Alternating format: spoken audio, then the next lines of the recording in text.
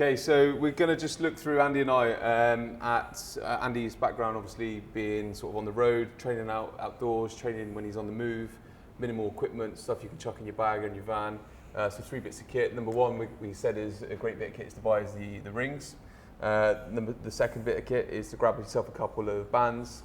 And then the third bit of kit is kettlebells, which are really handy. So we're going to look at each of these bits of kit and just kind of figure out how and when they can come into your training regime if you're out and about like Andy is. So you've got a pretty busy life, chuck the stuff in the van. Yeah. So first of all, let's think where would people go and buy these, and what should they be looking for, plastic or wooden rings, or what would you suggest? Personally, my personal preference is wood. Yeah. But like with most things I say, don't sweat it. Just get what you can. Get what you can. Get what you can. You don't have to break the bank, but if you want to invest. You spend anywhere between sort of 15 and 50 quid on Yeah, rings. exactly. Yeah, you can just get on Amazon and they'll be there. They'll be in your car boot tomorrow. Yeah. Out on the road, you're in a hotel.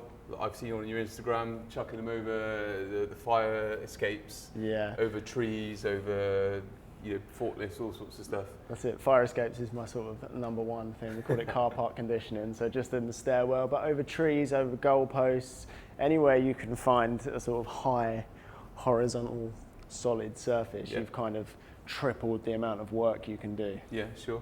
And I mean, in terms of people saying, oh, rings, they're quite advanced. People from beginner level can use rings because you can just regress the exercises. Yeah, there's a lifetime of regressions and progressions to be had if you want to pursue that. But if you don't, then you can just stick to the basics. And it's really easy to look at the rings and be intimidated and think you're looking at iron crosses and muscle ups and levers, but not necessarily. Not necessarily. No. There's not a lot you can't recreate on the rings from a mechanical viewpoint. Dips, press ups, pull ups. You can just stick to the basics, and there's a lifetime of workouts there. So you can look at the upper body mechanics, break down the movements, and then apply the rings to those movements. So, so if you're a beginner coming in, and obviously calisthenics is a big thing in the industry at the moment, you've got a good base level of upper body strength. One of the first things you would probably do on the rings is to skin the cat. Is that right? Yeah, great warm up just to open the shoulders up, and something that I try to include before any sort of upper body session on the rings. Sure. So do you want to just sort of demonstrate a skin the cat movement?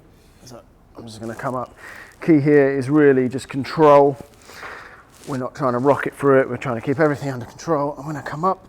I'm going to go over, and I'm going to come down under control. Control around the shoulder. And just open them shoulders right up. The stretch feels like it's a bit too much, you can just drop out of here, or you can come back up, like I say, or you can just drop down. And progressively over time, you're going to work through a bigger range of motion. You're going to really open the shoulders so up. Someone who's going to practice that movement and they're like very start and they're not confident, they can bring the rings down at a lower level. Yeah, and then you're close to the floor with any problems. Bringing feet straight to the floor. Cool. Yeah. And then we talk about doing potentially chins on the rings. The second bit of kit we talked about was bands. You could bring the band in to help and assist with the chin-ups if you can't quite complete a full range chin-up. That's it. They're called resistance bands, but I like to call them assistance bands as well, because you don't... They give you assistance. They give you assistance, that's it. Great.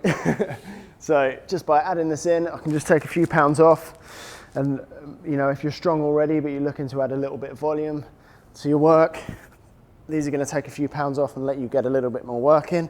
Or if you're working towards a full chin up, these are just going to give you that little bit of extra assistance to get up there. And they're available in all sort of different strengths. So if you are again struggling with that, you can get a heavier band. This would probably be quite a lot of assistance with the chin up, but it can be used as well. Yeah. And what other kind of stuff would you do with the bands? And you can work through mobility work, because I see that you do a lot of mobility work with the bands as well.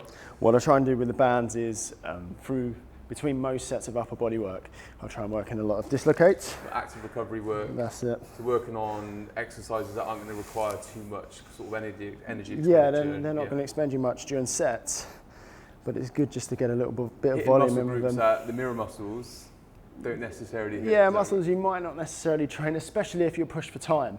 By working band pull aparts, face pulls, dislocates in between your sets. You're adding a lot of sort of really useful volume without taxing and taking anything away from the exercises that are geared towards your goals. Yeah, definitely. And another word people use is like prehab. So prehab meaning kind of like trying to prevent an injury. So shoulder injuries are a big thing in people who are sat down and driving a lot, sat at desks. So opening up the shoulders through range of motion is going to help sort of prevent those injuries from occurring, those little niggles. That's right. Yeah, a lot of my work requires a lot of carrying and a lot of holding overhead and a lot of pushing overhead. And I did go through a phase where I didn't feel like I could ever warm up my left shoulder. It didn't matter how far into a workout I got, my left shoulder just never felt warm. Yeah. But by adding in face pulls, adding in dislocates, and adding in the pull aparts between sets, just helps. It's helped massively. And like you say, that prehab, yeah, just that little bit of concentration on that little bit of work between sets has just paid off massively. Sure. And then the last bit of kit we said was, which is like the number 3 bit of kit to buy if you want to keep investment levels down, but have some really versatile bits of kit, is a kettlebell. And you can buy these as singles, as doubles, you know, so, you know, depending on what you want to do and how much sort of, like investment you want to put in. I mean, again, you can work through lower body. Most people associate kettlebells with normal kettlebell swings, but there's a lot more you can do with kettlebells. They're pretty versatile, right? Yeah, it's similar to the rings, like we were saying before. When you look at it, not in terms of exercises, but in terms of movement patterns and mechanics, there's not a lot you can't recreate. Sure. Top to bottom with the kettlebell. As you say, most people tend to think of it as a swing, which is a great exercise when it's done right. But you know, you can pretty much work overhead work. Row work, pulls, So you look at the base movements in the gym, you That's break it, it down. These are your movement patterns. I guess you can do lunge work with it as well. Yeah, you can, and you can then pretty much work through. And you can see how much harder this would get if you had another kettlebell the other side. It becomes tough, eh? Yeah, and I think that maybe sometimes why people veer away from them a little bit, because a front rack kettlebell squat at 48 kilos, it doesn't feel the same as a 48 kilo front squat. So I think a big takeaway is, like, with these bits of kit, you can still break down the main principles of training strength, whether it's hypertrophy work, muscle build, or whether it's conditioning. You look at the main movements, you look at how you can incorporate the equipment for those movements, and then put a program together on top of that. Is that right? Yeah, or even, as we were saying earlier, someone else might put a program together. Like I said, you could post. Strip it back. Yeah, you could post a workout tomorrow in here using everything you've got, and I could say, okay, I want to do that workout, but all I've got is rings, bands. So I'm going to look at the movement patterns and how I can apply them to the equipment I've got. Yeah. Awesome. So 3 big takeaway for you guys watching. So Andy's his whole Instagram's about training out on the go, the Nomad way. You are not your gym membership. So 3 bits of kit: bands, kettlebells, rings. If you want to invest in 3, they're the main 3 to get. So I would recommend buying and trying out some of these sessions.